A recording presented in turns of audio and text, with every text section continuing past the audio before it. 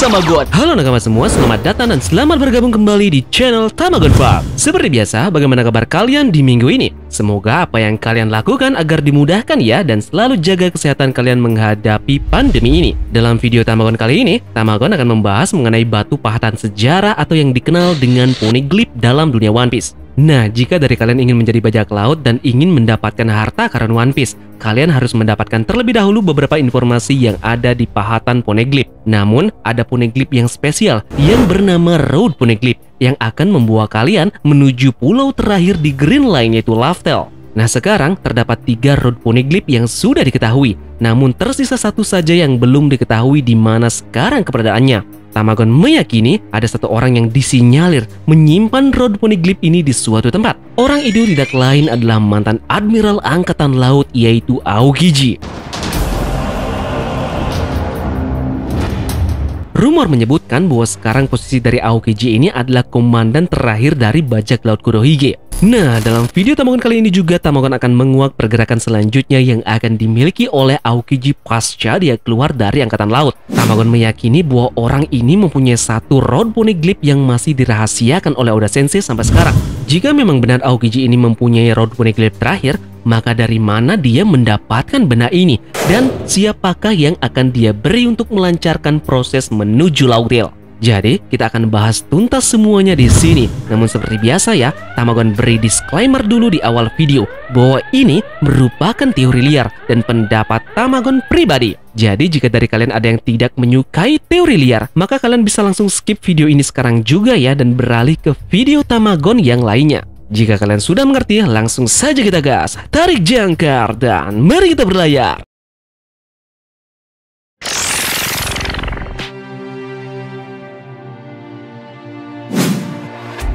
Poneglyph adalah prasasti besar dan misterius dengan pengetahuan sejarah yang tertulis di dalamnya dalam naskah kuno. Mereka tersebar di antara pulau-pulau di seluruh dunia dan dikatakan bahwa satu-satunya orang yang tersisa di dunia yang dapat membacanya adalah Nico Robin. Poneglyph adalah prasasti kubik besar yang terbuat dari jenis batu yang saat ini tidak teridentifikasi dan tidak dapat dihancurkan. Mereka memiliki teks yang ditulis dalam naskah kuno yang diukir di dalamnya. Biasanya di salah satu dari 6 sisinya. Ada total 3 jenis poneglyph yang tersebar di seluruh dunia. Poneglyph historis, poneglyph instruksional, dan road poneglyph. Poneglyph historikal mengungkap potongan-potongan sejarah kuno serta pesan yang ditulis oleh orang-orang kuno. Sedangkan poneglyph instruksional berisi instruksi dan petunjuk tentang lokasi poneglyph bersejarah lainnya. Dan yang terakhir, road poneglyph merinci lokasi gabungan yang dirinci oleh keempat road poneglyph yang memungkinkan seseorang untuk menemukan Lautale. Baik poneglyph historis maupun instruksional berwarna biru tua, sedangkan road poneglyph berwarna merah tua. Menurut Tamago, ada total 30 poneglyph di dunia ini. Setiap poneglyph bersejarah menceritakan sepotong sejarah yang telah lama terlupakan. Sejarah ini mencakup 3 senjata kuno, Pluton, Poseidon, dan juga Uranus. Keempat road poneglyph masing-masing mengidentifikasi lokasi yang membentuk peta menuju pulau terakhir di Green Line, yaitu Lautale. Mereka dicari oleh beberapa organisasi yang tertarik dengan harta karun yang terletak di Lautale.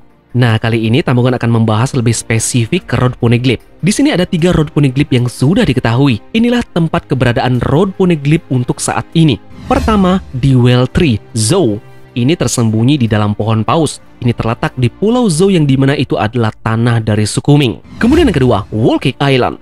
Tempat yang kedua adalah markas dari bajak laut Big Mom, yang Big Mom sendirilah yang mempunyai satu road poneglyph yang ia simpan di ruangan penyimpanan rahasianya. Namun perlu dicatat ya, bahwa road poneglyph ini sukses disalin oleh si tulang belulang Brook pasca beberapa kru mencari keberadaan Sanji di markas Big Mom tersebut. Kemudian yang ketiga di Onigashima, yaitu Wano Country. Road poneglyph ini saat ini dimiliki oleh Kaido. Itu terletak di kediaman Kaido di Onigashima.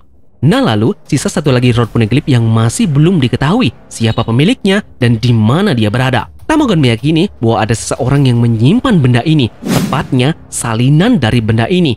Orang tersebut tidak lain adalah sang mantan Admiral Aokiji. Kuzan atau lebih dikenal sebagai Aokiji adalah mantan Laksamana Marinir. Dia dicalonkan oleh Sengoku untuk posisi Laksamana Armada. Namun 2 tahun yang lalu, setelah kehilangan posisi dari Akainu, dia mengundurkan diri dari Marinir. Dia saat ini telah berafiliasi dengan bajak laut Blackbeard dengan alasan yang tidak diketahui. Jadi, bagaimanakah Kuzan ini bisa mendapatkan salinan dari Road Poneglyph terakhir? Dia mendapatkan salinan benda tersebut dari tempat persembunyian yang dimiliki oleh pemerintahan dunia, yang tidak lain dan tidak bukan adalah markas dari Gorosei, aka Maria Joyce. Kali ini, Tambogan akan menjelaskan mengapa Aokiji mendapatkan salinan Road Poneglyph di Maria Joa. Kita akan mulai dari Goldie Roger dulu dan bajak lautnya. Satu Road Poneglyph ini awalnya ternyata berada di tangan Goldie Roger. Goldie Roger sangat sayang dan perhatian pada krunya, dan dia tahu konsekuensi dari penemuan kebenaran tentang pemerintahan dunia dan sejarah kekosongan. Pada kenyataan sebenarnya, bajak laut Roger ini tahu lebih banyak tentang kebenaran daripada orang-orang di Ohara. Namun satu yang unik adalah kenapa bajak laut Roger ini tidak dimusnahkan seperti halnya para ilmuwan Ohara. Padahal kedua belah pihak sangat banyak amat tahu mengenai rahasia tentang abad kekosongan. Mengapa mereka tidak melakukan hal yang sama pada bajak laut Roger ini? Seperti Buster kalah contohnya. Roger menukarkan Road Poneglyph terakhir ke pemerintahan dunia dan sebagai imbalannya, krunya dapat menjalani sisa hidup mereka tanpa diburu. Ini seperti sistem barter. Marinir mengawasi Rayleigh dan mungkin bajak laut Roger lainnya, tetapi mereka tidak pernah bertindak kecuali mereka ikut campur. Apa kalian ingat, Kizaru juga baru saja pergi setelah Kuma berurusan dengan topi jerami. Kenapa pada saat itu dia tidak menangkap Rayleigh saja di Sabaody? Yeps, karena petinggi seperti dia tahu tentang kesepakatan tanda petik barter ini. Dan Garp membuat marinir berpangkat lebih rendah menghindari konflik karena perang dengan Shirohige. Sekarang kita kembali ke Kuzan. Setelah Sengoku ini lengser, Akainu menduduki posisi sebagai Laksamana Armada. Tambogan meyakini Aokiji menggunakan hari-hari terakhirnya sebagai Laksamana yang memimpin pertarungannya melawan Akainu untuk mengunjungi Maria Joa dan akhirnya mengambil salinan Road Poneglyph terakhir.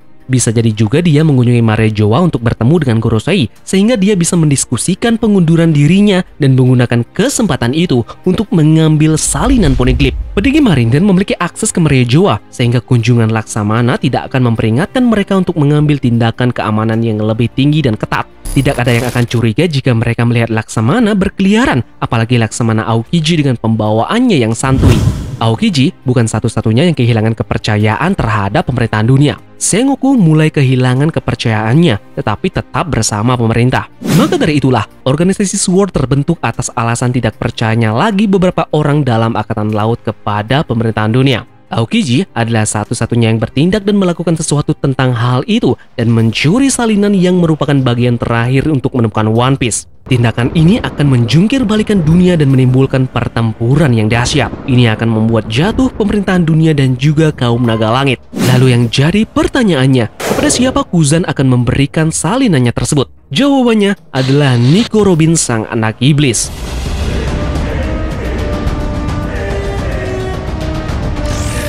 Nico Robin adalah satu-satunya yang mampu menerjemahkannya. Ingatkah kalian apa yang terjadi dengan Pulau Ohara sebelum terjadinya Buster Call? Aokiji membiarkan satu anak kecil yang asli dari pulau tersebut untuk tetap hidup, dan anak kecil tersebut tidak lain adalah Nico Robin. Aokiji menyuruhnya untuk tetap bersama topi jerami, dan pada titik ini Robin adalah satu-satunya yang bisa dia percayai. Rupanya, salah satu alasan dia melepaskan Robin selama penghancuran Ohara adalah karena Saul.